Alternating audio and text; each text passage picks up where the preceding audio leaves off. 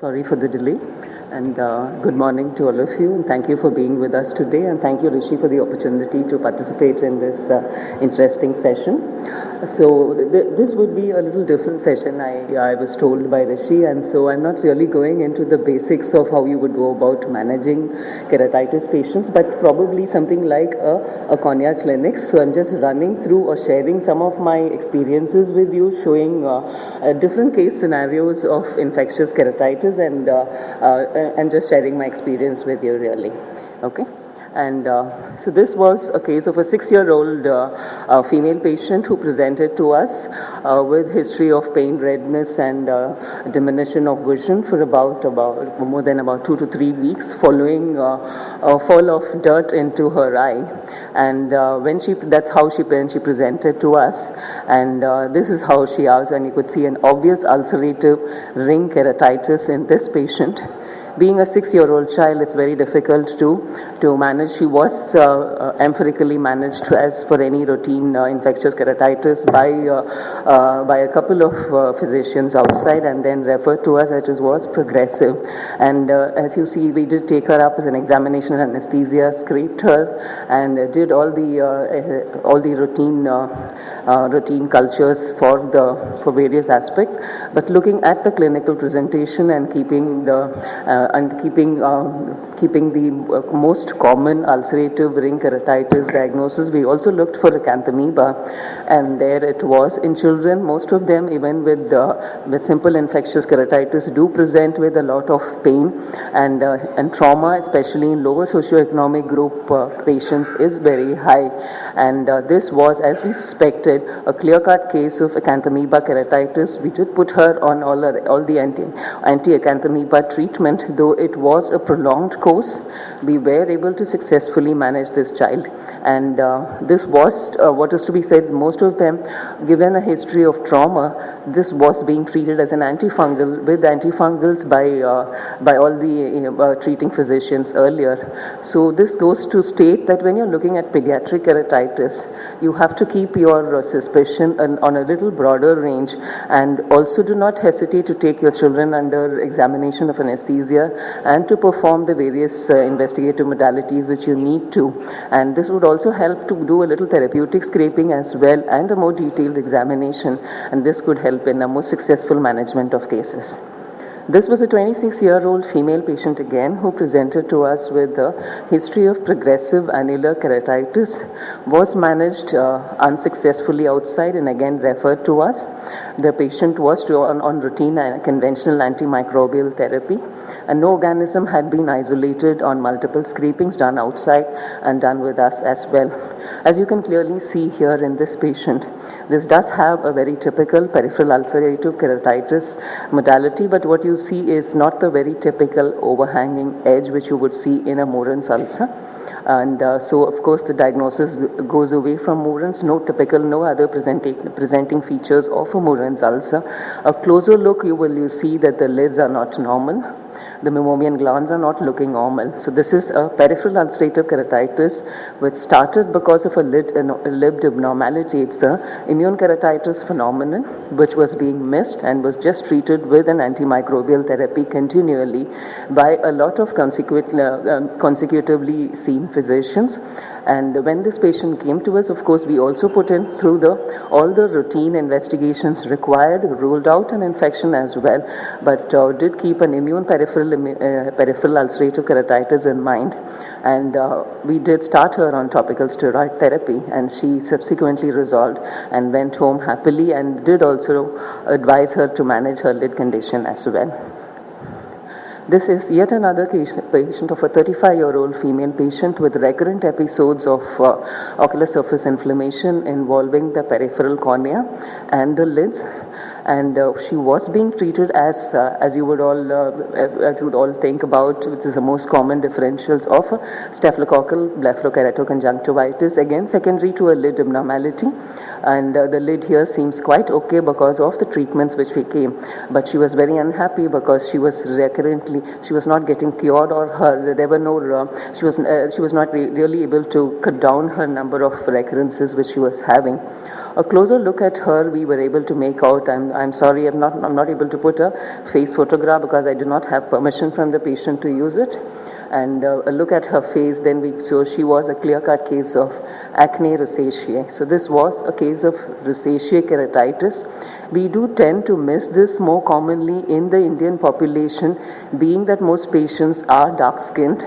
So this is to be a foremost, or this is to be also included in our list of suspicions when you are managing recurrent keratoconjunctivitis patients, and especially if you look at a lot of lid-related or nexa-related problems or keratitis which occur in the adolescents or the teenagers. These are the ones in my practice which I've seen do tend to go on to have a rosacea keratitis later on.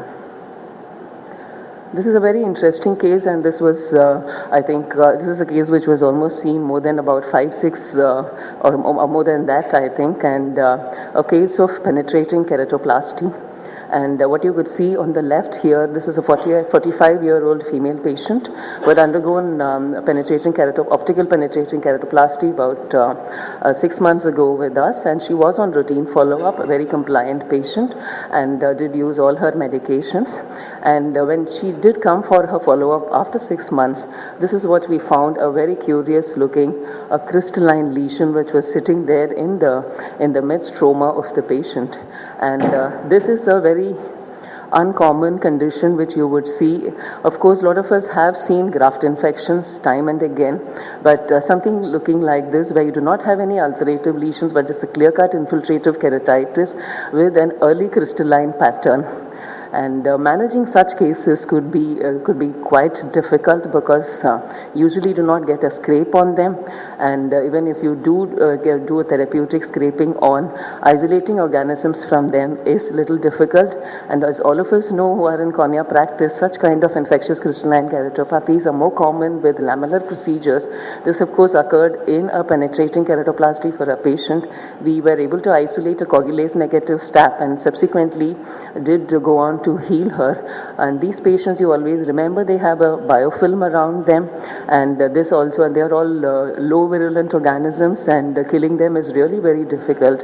And if it's a lamellar procedure, you could always lift and then do a washout there, but when it is a penetrating keratoplasty like this, sometimes it does become difficult in treating these patients.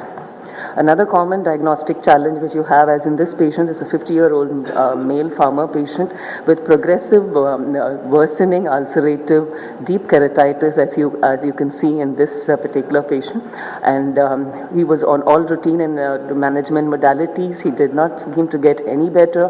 He just kept worsening. You see intense coagulative necrosis with an impending perforation. We had to take him for a therapeutic keratoplasty, and this is what histopathology showed. So showed both fusarium and acanthamoeba. So cases of polymicrobial infections again can have a difficult course, prolonged course, do not respond to management, and you might ultimately have to do a surgical intervention for these cases. Again, a 28-year-old male patient with a history of contact lens wear, treated with anti-acanthamoeba looking at the hypopyon ring keratitis. And this patient progressively went on to a central melt. So this is another varied presentation of a very virulent Pseudomonas ulcer. It is to be remembered in Indian scenarios, acanthamoeba keratitis is not associated with contact lens wear, but more associated with trauma. I'd like to share these slides which is given to me by my colleague Dr. Sujit, who now practices in Kerala, and these were 4 of his cases which developed after a iatrogenic procedure, and 4 were the first one here shows no organism. This he was able to isolate a coagulase negative staph. He got fungal hyphae about this and no organisms on this. These were patients of keratoconus who underwent collagen cross-linking. These again are difficult scenarios to manage because these are patients who come to us for a treatment modality for a disease in their eye, and when we induce a keratitis because of a procedure, I personally am lucky that I do not have had any infectious keratitis following cross-linking in my patients, but this is a possibility. And when you are looking at these management modalities which are widely practiced and advised these days, to do always exercise little caution and all the required precautions as well. This was another case, another patient who presented to us with a history of chronic glaucoma, operated TRAB, and I think you know by now what I'm going to tell you. This was a case of blebitis, and following blebitis and unsuccessful therapy, she was not responding, and she worsened continually to develop this ulcerative ring keratitis lesions. We again isolated coagulation negative staphylococcus, and these again are diagnostic challenges wherein these patients are really difficult to treat because their ocular surfaces are always pretty bad.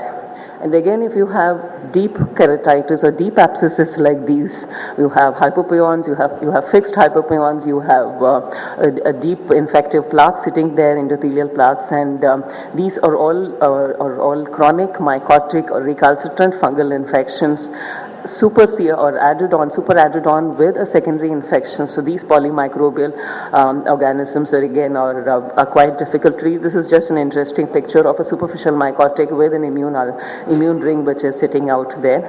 And again, such deep recalcitrant, deep mycotic fungal keratitis, you'll have to deviate from your routine treatment modalities and take them on to give intracameral washes early on and intrastromal injections of antifungal therapy for management as well.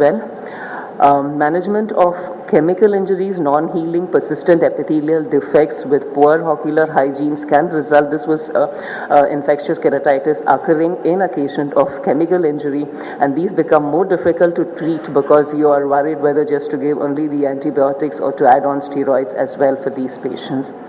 A clear-cut infection, viral desmetocele sitting out there with a superadded bacterial infection, and these again, they're not challenges, but then they're just showing you a different modalities. A challenge here when you are looking at keratitis along along incisional radial keratotomy lesions. Was a high myope, had a retinal detachment, and had a VR, and then subsequent to a VR, she was put on a bandage contact lens, and this patient developed a BCL related complication, and this was a deep keratitis. Was diagnosed by Noida Eye Care by Dr. Uma Sridhar, and then referred over to us as she was unhappy with the care there. They had done everything absolutely right. Nothing was wrong. We did nothing more, just reassuring her and continuing the treatment. This was a fungal keratitis following a bandage contact lens induced ulcer. I think for want of time I will not run a video, but again this was a post-LASIK keratitis. We did a flap lift, we did a scrape, we isolated coagulase negative stab, the reposited and started treatment, but the flap melted, and subsequently she healed with scarring. And this is again one of the most dreaded things which we think. A patient goes home on regular follow-up, on good follow-up, a post-DSEC with a 6/12 vision, and there comes back in about the third or fourth follow-up with a deep keratitis sitting in, and this patient subsequently had a great drop in vision, and this was a post-DSEC keratitis due to staphylococcus.